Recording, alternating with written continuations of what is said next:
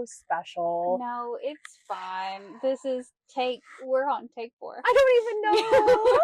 I don't even know. Point in time.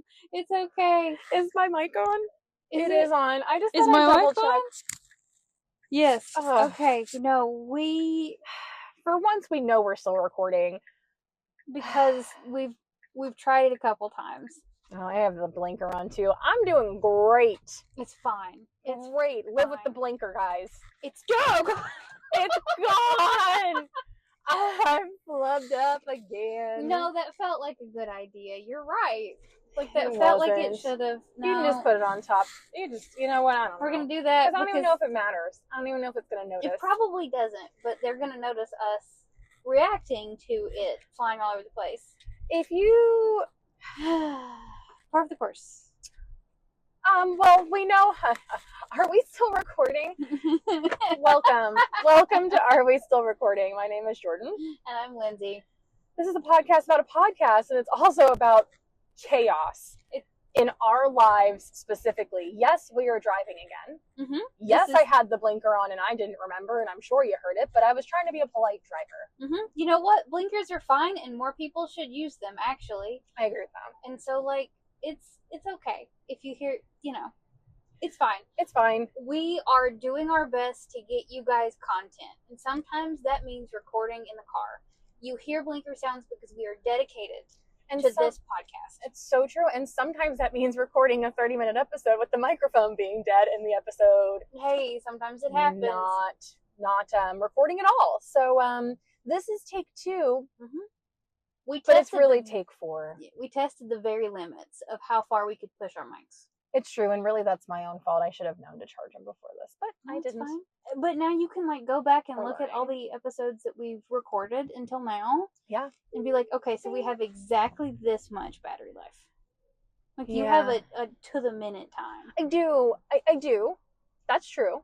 So it is what it is. We'll know for next time.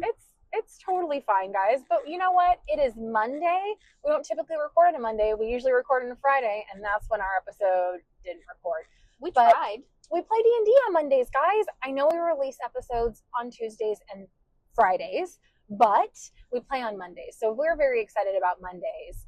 And today's our actual day. It is our actual day. But we are going to talk about last week's episode. So this is kind of a fun, reminder for us as to what happened. We are at the Twilight's Accord. Mm-hmm. Galileo just got completed. He got finished. He did get finished. With some help from Cygnus and Victor. Absolutely. And so sometimes it takes a little bit, Oh man. So the very beginning of the episode, I'm just gonna blow right past that. Welcome, guys. The very beginning of the episode is actually when we discovered, so as Galileo completed, he had a vision. Yep. Yes. He did. And he was brought to a different plane of existence. We actually all that happens sometimes, man. I'm sorry. I'm doing it on purpose. So we were brought to a different plane of existence where there were 22 beings. 21. I still can't count. No, it's okay. The number doesn't make sense in my head. The number is fake. It's made up. It's literally made up, actually. So it is actually made up. So 21 beings. Now, it ended up being all of Galileo, aka the Luxons, brothers and sisters. All of them hugged him, welcomed him, congratulated him, and then fucked off. They did. Yeah. That was it. But it's very poignant because if it's all of them, that means that the betrayers and the primes were able to put aside their differences for just a second. Yeah. And say, "Welcome back, buddy. We missed you. Thanks for helping us out way back in the beginning. But welcome back." Even though he's already turned down the betrayer's offer to work with them. Yep. This means that, they were still, glad to have him back. Even though he's not completely back yet. No, he has a charging bar. Basically a charging bar. It's a little, meter readout that's, his body is adjusting to godhood. Yeah. So, what I'm fascinated. by this because he is a construct.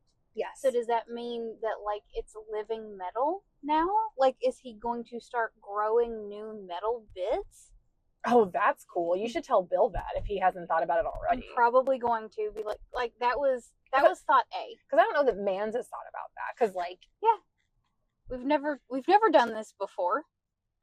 But Bill would love that. Yeah. So just like there's new. Is he get it? Because like obviously godhood, the most simple you could make it is he's getting bigger. Sure, but like it could be way cooler than that. I think it should be, and I think like I bet you Bill probably has a plan, even though we don't actually know what his plan is. I need to know what it is though, purely out of like curiosity and nosiness. Like I want to know. Well, maybe we'll find out. The next, so okay, I haven't recovered from this. I stopped looking into it because it very much felt like the Mandela effect. I was convinced, and I know I'm not alone in this because I know that there are other people in our party who are also convinced, aka especially Mans, that there were 9 betrayers and 9 primes. There are 12 primes, question mark? I don't know. It's one of those things where like 9 and 9 sounds correct and it feels right. It does feel right. But then I look at the picture and I'm like, that also looks the same. I really feel like we were. No, hold on. I have an idea. Okay. Is it because on the little symbol picture, it's for the betrayers, it's 3 symbols per row. Correct.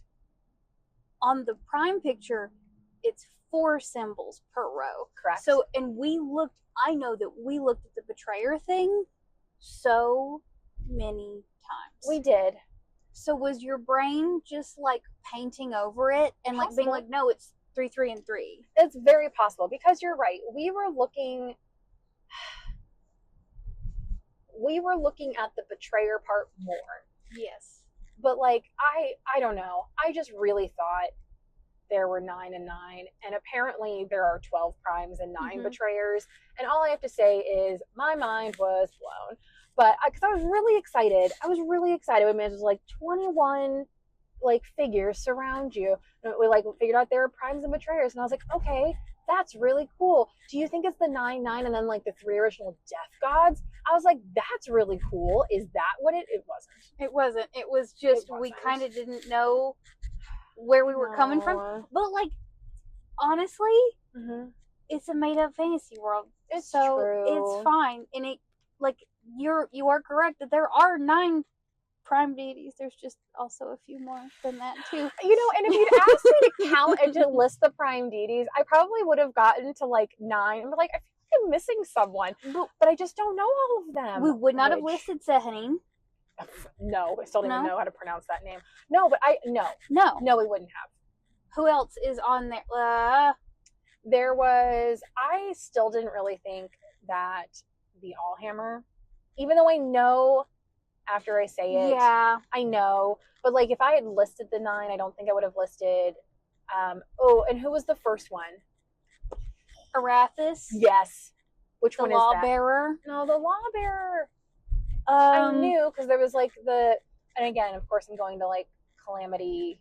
So no, we're gonna do this. Okay. So, Ioun. Yes. You would have listed Ioun. Yes. The Dawnfather. Yes. The Everlight. Yes. The Wild Mother. Okay. Yes. The Raven Queen. Okay. I remember the other one that we could not think of. Okay. It was a Changebringer. Oh, yeah. Because like that doesn't feel like a prime. It doesn't. I mean, no. And what I try to think about is like, Bahamut. Sorry for Bahamut. Oh. Hi, friend. Whoa. Hi. Bahamut. Bahamut is a prime. So that's like 6. So there's 3 more. But like, okay, sure. Like, Cord. Cord is an important one. I probably would have said the Allhammer. And the Lawbearer. And the Lawbearer. Yeah. Okay.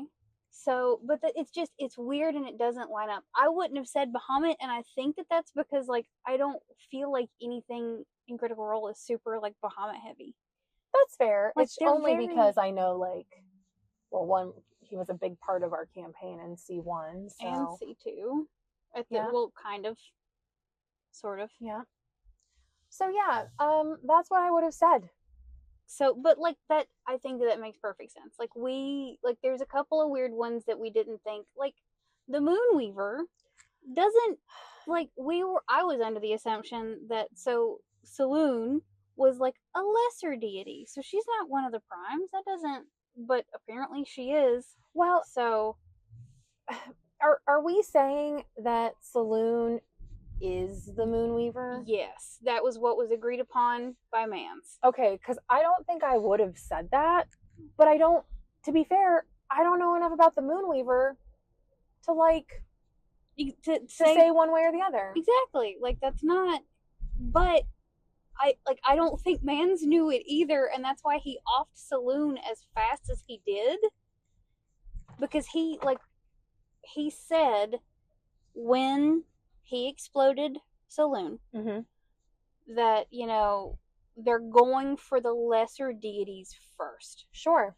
And that's going to make a lot of noise. Well, and especially because, Saloon and Char, are twins. Yes. But, Char's not a betrayer. There. No.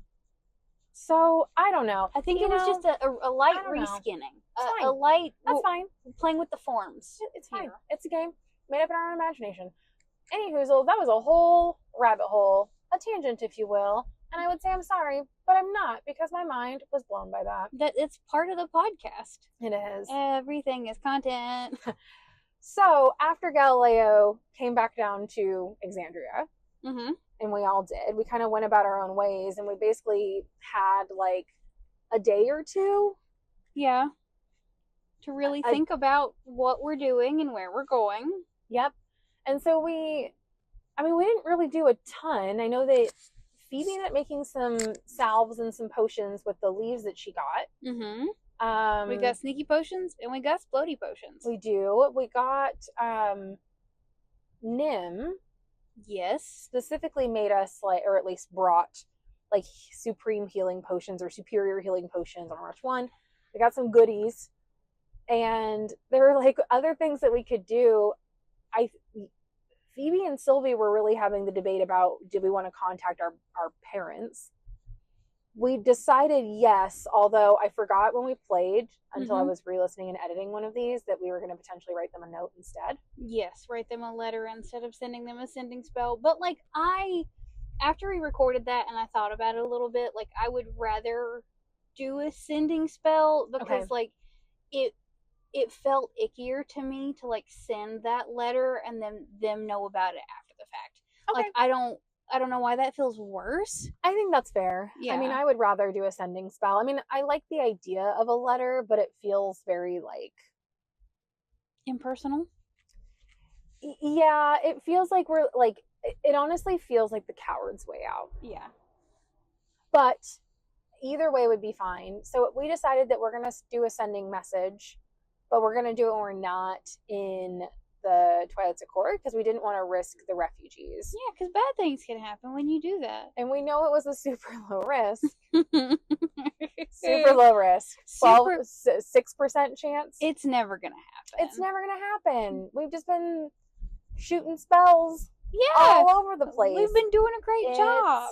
Fine. Nothing bad could ever happen with this made up mechanic. Nope. And I can't remember what everyone else did. Oh, was this when... No. Raj and Galileo had their conversation last time. Yeah, they had their conversation last time, but Raj did talk to the Raven Queen last time. And the Raven Queen asked him, is it better to give people hope? Oh, I forgot about that. Or is it better to be honest with them? I forgot about that. Oh, yeah, specifically look at us. Oh, yep. Yep.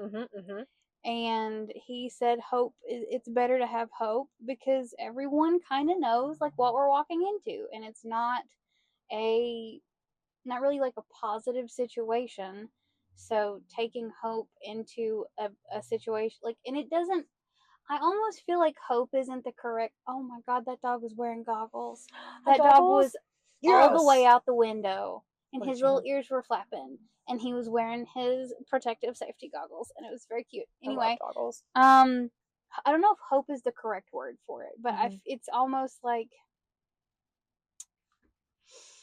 not like being ardent about something. I don't think I know what that means. I'm sorry. I don't have a good definition for it. Okay. But like, okay, so I'm sorry.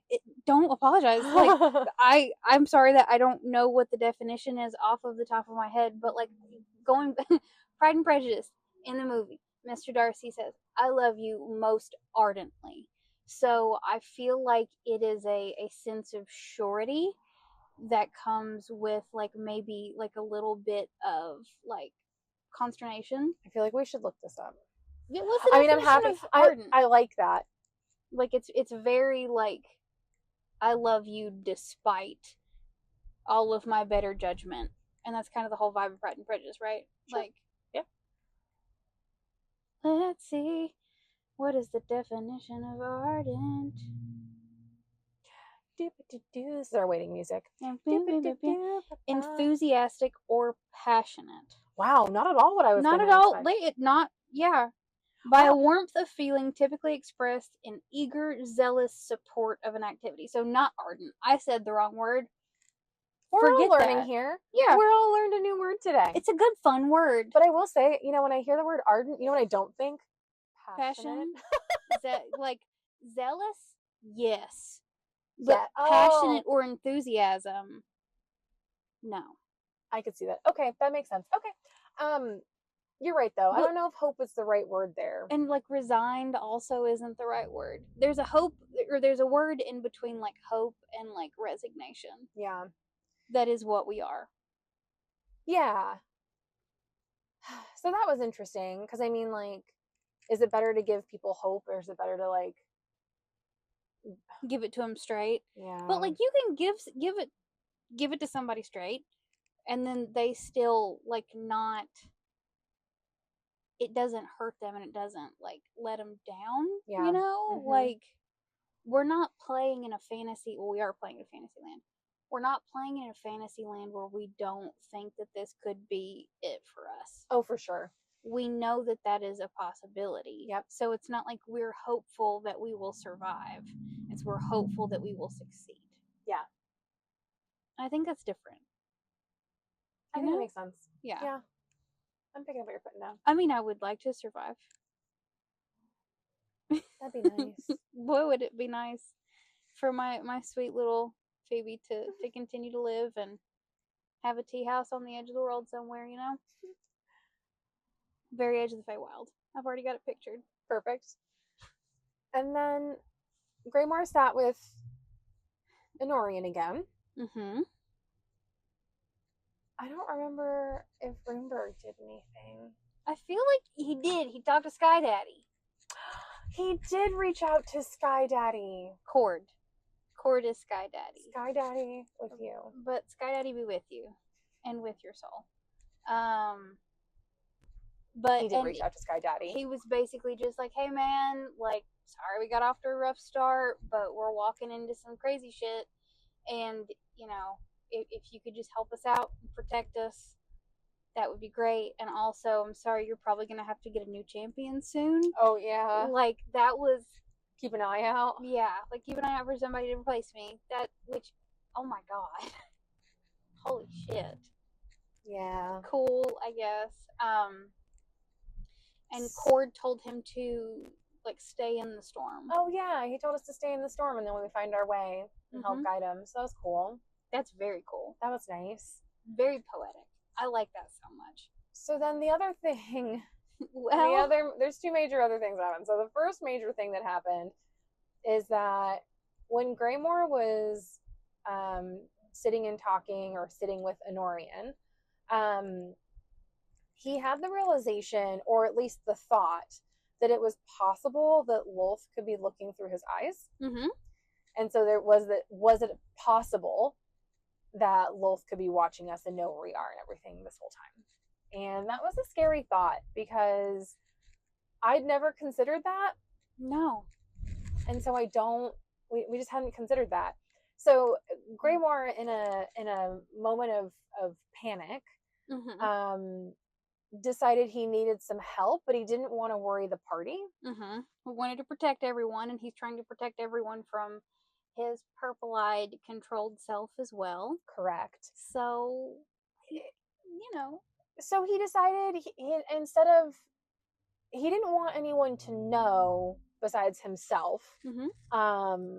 What he was planning on sending a spell or sending a message to someone at the Sanctuary of Bahamut and seeing if there was any way that they could kind of help him and see what they could do.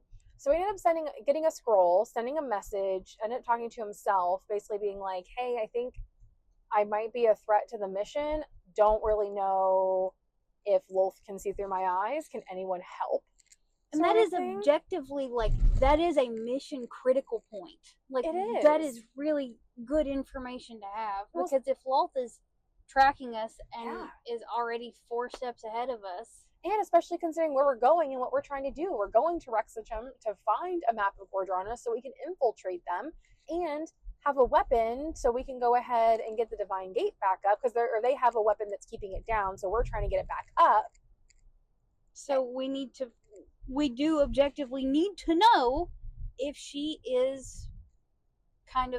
already knows what's up.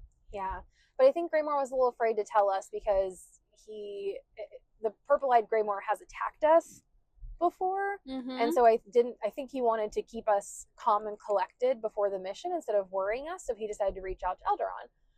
And so Eldaron responded basically, I forgot what he asked, but he said something like, how certain are you that this is a possibility? Do you want us to pull you off the mission, sort of thing? Yeah. And so Greymore had to get a second sending spell because he doesn't have sending.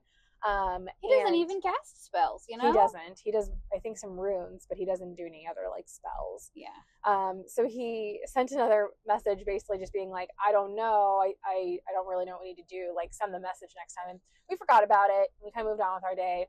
Yeah. Nim's getting ready. She comes in with potions of teleportation. So that we don't have to cast any more spells. And, like, Nim was ready. She was on it. I'm proud of my girl. Like, Nim is an NPC that I got to make for the campaign, which was super duper exciting for me personally. Like, she is very dear to me, and I love her, and I'm very proud of her. Yeah. So then, as she comes into the party, the Mans remembers that we need to roll for the sending spells. And if you remember, sending's a 3rd level spell, so he only had to roll between a 4 and a 97, and that would have been fine. And first one, fine, like 50 something. Yeah. Second one, 99. 99. So it happened. This mechanic that Mans has put into the game to give us anxiety worked. It did. It did. And first and foremost, my big sigh there was just, I can't believe it happened. In no way, shape, or form do we have any ill will or anger or any bad feelings towards Spin the player.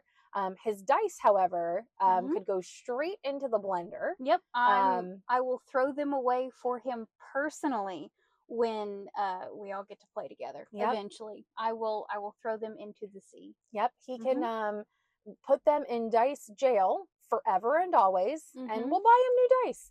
I'll make you new dice. It's true, but he was the poor unfortunate soul who ended up rolling just the right number there. And so as we're literally jumping through the teleportation circle, going through, we hear a strong wind. And the sound of leathery wings. What could be leathery wings. And then it was confirmed to be the leathery wings of none other than Tiamat herself. Yeah. There's a dragon in my house. But we're gone. So C3 characters are gone. So we went through the teleportation circle and we heard all of those sounds. So it's just a conversation. And Grimoire kind of got pushed through, right? Like the tower was crumbling. He got pulled. I think he fell in or something. Yeah.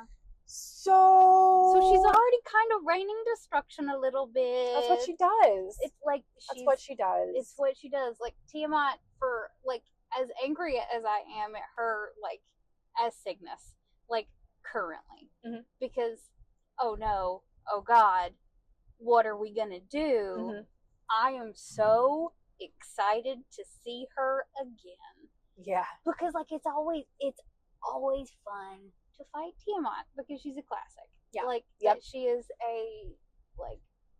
There's a word for what I'm thinking of, like the D&D big bad. Yeah. It's Tiamat. It's true. And so now we're gonna have to do a one shot. Yep.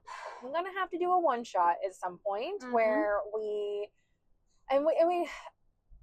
So the question is going to be for this one shot, because now Cygnus and Victor are. I mean, if there's anyone who's set up to handle a betrayer god coming in, it was the Twilight Accord. This is kind of our whole shtick. Like Kind of, this is what we trained for. Yep, this is what you guys do. So I think that'll be great, and I think like now, because in the last year, the Twilight Accord and the Sanctuary of Bahamut have both like really been reconnecting, working together to handle the refugees that are coming into both of their encampments.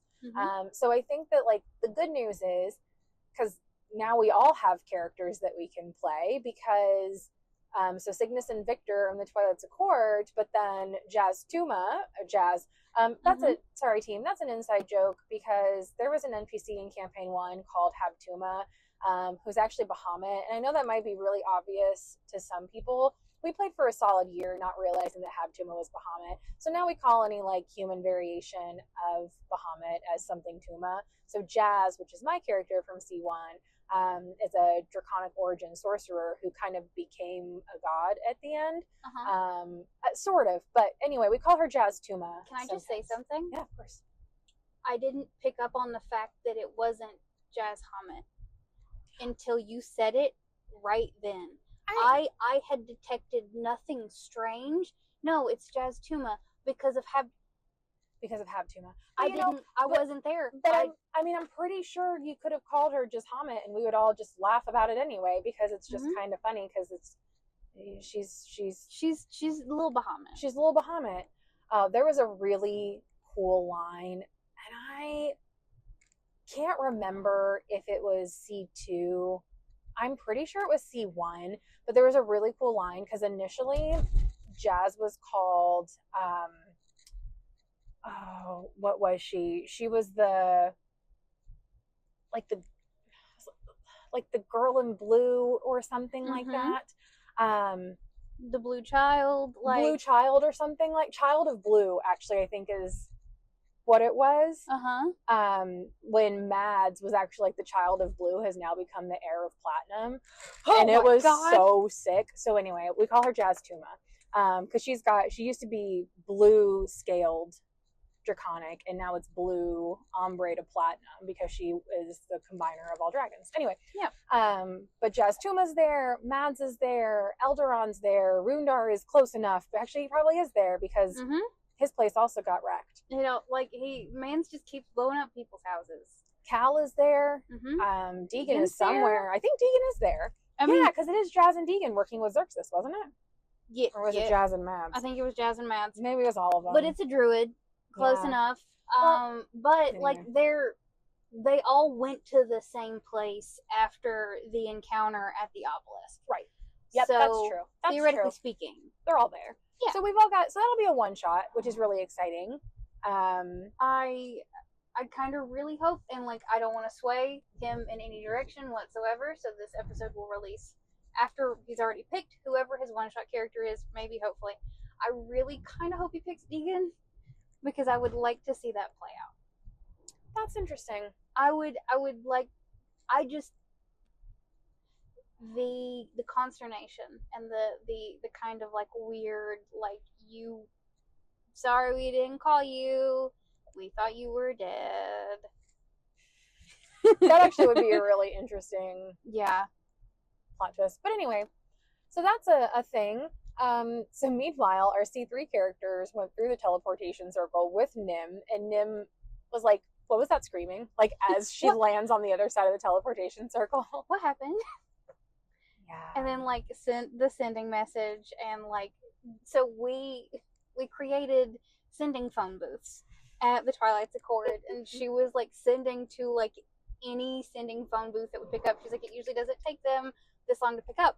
I don't know what's wrong. It doesn't take them. And so like I was like, can I answer? Is Cygnus, is that okay? Because it's like I feel like if Cygnus like got that message, like there's no way she wouldn't answer. Sure. So she's like, it's okay, sweetie.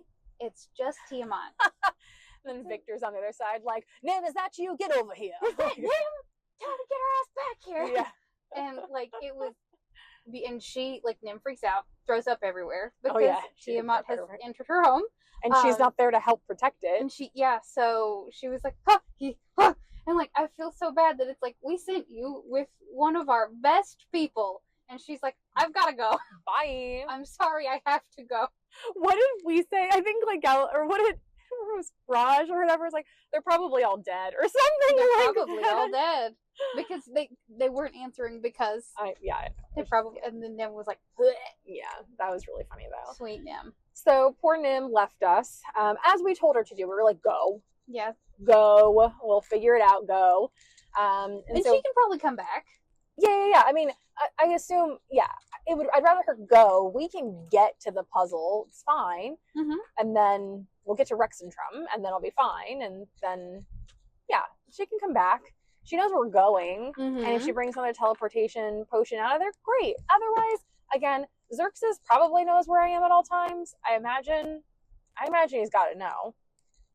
He's some like little demigod thing. He's got to know. He's demi devil. He's got to know. He probably knows. Like, and that's a really interesting question to go into. Like, not warlocks. Jesus, paladins, and the thing that they are a paladin of. Like, how close is that connection? Like, does he have a bead on you because you are connected in that way? Like, you don't have a bead on him because you are the receiver of the powers. But, like, because I feel like warlock patrons kind of always have a bead on their people. So, like, is it the same for paladins? Well, I mean, and, like, we have a contract. I've got a mark on my palm that's connected to Xerxes. So I have imagined he could at least be like, I at least know she's in that direction or something like that. Or, like, if you cast something, maybe the magic lights it up and he's like, that's a good idea. Yep. So anyway, Nim leaves us, but again, we told her to. And so we then have potions that I think I don't know if they're like gaseous form or something. Yes. But we turn into gas clouds and we get to go ahead and float away. As we're floating away, led by Captain Rimberg, there's a storm. And Cord covers us. We go to the storm, and he covers us and follows us and gives us basically safe passage to Rexentrum. Because there were, like, creatures and fiends everywhere. Coming out of, like, the cracks in the city. Oh, yeah, there was, like, lava. Oh, there is lava. That's so cool. Yeah. Yes. All of that. Because, I mean, this Rexentrum is where Asmodeus, where his army came out of. So it's literally devils. This is effectively ground zero. Yeah. So, I mean, super cool. We found the Valley Archives. We're met with a puzzle that led to, once again, there being 9 prime deities and not 12 prime deities, but apparently there's 12. It said it right there. It was right there on the tin. He made the puzzle with 9. Yeah. Anyway, so we go into we go down to the Valley Archives, and the first thing we enter is like a stone room where we get sealed in. There's a circular door with the 9, because again, we thought, or I guess it might have been 12. Hey, but also, I don't think we would have survived if it was 12. Oh, no, I would have died for sure. Exactly. Like, I'm glad that it was 9. Thank you, Mans, for just leaving it at 9, because if it was 12, that would have been it. Yeah, Sylvie would have died for sure. I thought for sure that, like, Sylvie's high intelligence would, like, help her through this, but we weren't allowed to make intelligence checks. It was purely player. This was a player puzzle. It was a player puzzle, and my low con did not help me. So, it like, in puzzles, I think we talked about this when we tried to record beforehand. Both Jordyn the human and Sylvie the character love puzzles. We do love puzzles. Lyndsey the person and assumedly Phoebe the character feels a great deal of panic about puzzles, especially timed puzzles, as this one was. It's like, you want me to solve a problem and you want me to do it fast? Those two things do not work. No, and it just really showed how little like we know about the primes. Yeah. Especially about 12 primes. I guess we only really need to know about 9 of them, but yeah. They started off reasonable, but we were just under enough pressure from the timed part of it that it was a little bit difficult. And it got like, Mans did a really good job of like turning up the heat with every single puzzle, and it got a little bit harder every time. Yeah. Or he was just like throwing us a bone with like a couple of the easy ones at first. Maybe, yeah. And he's like, okay, like, you guys are gonna know these, and now I'm gonna and like, we got stuck on one like 3 times. Yeah. And it ended up being Bahamut. It was Bahamut, but nothing about it sounded like Bahamut the first time. Except for I caught it way later than I should have, that like the word shield was in there, and that's his vestige is a shield, and like, but I got caught up on it being a shield, and I think that I was getting a little panicky, so I was getting like a little bit louder, and I was trying not to do that, but I was like, oh my god, everybody's gonna start dying. Oh no. Well, and Raj and Sylvie went down first because our cons are +1, which means we can hold our breath for 2 minutes. So the water the room started filling up with water. Yes. And we had 5 minutes real time. And after the 5 minutes real time, if we didn't get it all, which we didn't because there's 6 of us trying to yell out the answer, and we had 9 puzzles, and so. Which doesn't sound like it's too much, but I mean less than a minute per puzzle. And we got it wrong. And every time you get it wrong, you have to redo the whole thing. Yep. And then it also like makes the cavern fill with water faster. Yeah. So Raj and Sylvie went unconscious, and we had to make death saving throws, which we do in private. And weren't allowed to contribute. No, we're unconscious. Yeah. So Jordyn and Chris couldn't help. So we were unconscious, and that's how that started. We lost objectively our best puzzle solver. Yeah, so fast. Well, I mean, I just like puzzles, but I didn't do a good job. So anyway, I mean, you're not in control of your constitution. No, I mean, I am, but I'm also playing a multi-classed character that needs multiple stats high. Yeah. So I need 3 stats that are high, and Con ain't one of them. No. So that's been a little bit of a struggle. And I chose a feat last time instead of an ASI. That's okay. But we're doing great. We're still fine. We solved the puzzle. We solved your puzzle master. The first puzzle. The first puzzle master. And again, like, we're recording this on the Monday before D&D. So I've been prepping myself all day. It's like, we're going to eat a light dinner. We're just going to eat a little bit so that we're not like pasta drunk when we're trying to do puzzles, because I don't think that would vibe well. There's probably going to be a door with its hinges on the wrong side somewhere in this labyrinth. Like, and I am positive that he's going to change it on us, and it's going to be that the hinges are on the other side. And he's already hit us with a door puzzle. Yep. The one where you had to pick the shadow. There was no lock on the door. But on the shadow, there was a lock. Exactly. And I was able to pick that. The rugs. Yeah. But so, like, we've already been hit with a door puzzle that was not your typical, like, it's a push or a pull door. It's like it's a shadow door, actually. So, like, what if we get down there and it's just all weird doors? Oh my God, that would be the worst. So hard. Oh my God, that'd be terrible. I would believe it. I wouldn't put it past him. No.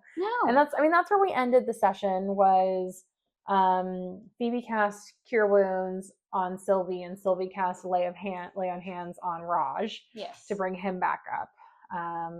You didn't have to roll for casting, did you? Not that he made me do. Well, okay. So, but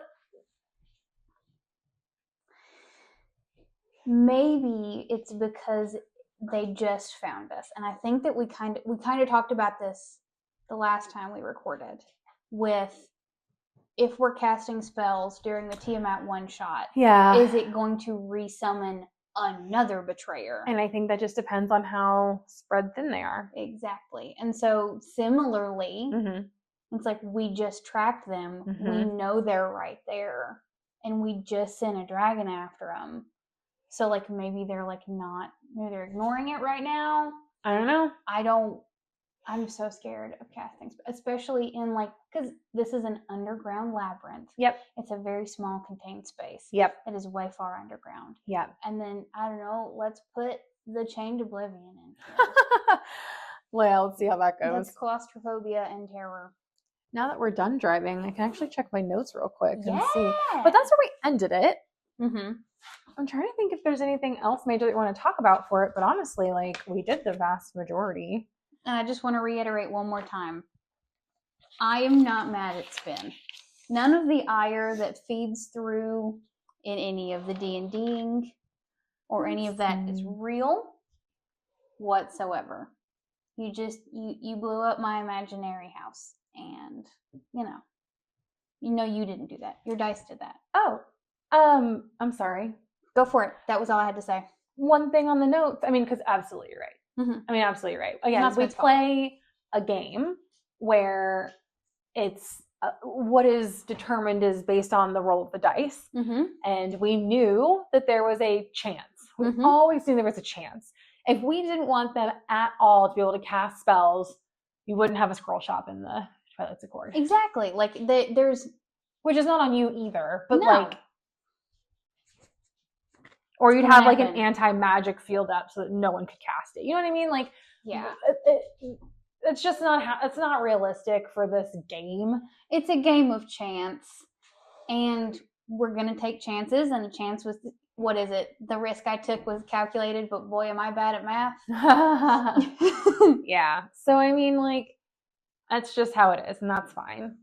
She's being so sweet. Yeah, I don't think he's playing. He's not having a good time. I mean, at least he's got the upper hand, quite literally. Mm-hmm. My cat and dog are fighting, but my cat is ancient and my dog is young, and she's getting a good beating from him, and he's a good sport about it. Smacked her in the head so many times. Yeah, I just trimmed his nails though, so they're pretty short. Yeah. Get her, Nova. Trixie. Oh. Trixie, be easy. Good girl. Good girl. You're being super easy this time. Good job. Yeah. She was like getting underneath me. Good girl. She was trying to be real cute and sweet about it. Yeah. She's got slappy paws. She does. She's doing her best. So one thing that I wrote down is that for the talk with Greymore and Honorian, it was safer to extract the part that can be controlled. So they were hoping to put him somewhere safe, and he did go willingly into that room. I forgot about that. He went willingly, and he was even talking about like extracting him into like a soul cage. Mm-hmm. Mm-hmm. So like if we could just put part of you in a soul, and so you wouldn't even be losing part of Grimoire. You could just keep him on your belt instead. Exactly. And then the only other thing I had on there was that Rexentrum was a desert on the side, and wings flapping and lifting and crashing of buildings in the Twilight's Accord. The lifting of crashing and don't remind me. Well, and I literally wrote down that we took the beacon and left Victor and Cygnus in beaconless with no beacon. That you just gave up. I haven't processed it yet. It's okay. It's fine. We did the right thing. Yeah. We did the right thing. So there's a chasm in Rexentrum that's spewing lava, devils, ghosts, fiends patrolling the area, and we find a sewer into the Cobalt Soul. So we made it in. That's where we are. But she dropped it. Mm-hmm. She says, now is the time to make noise. It is the witching hour. 4:00 is the witching hour for my creatures. Mm-hmm. It's like 2 to 4 is napping hour, and then they wake up energized.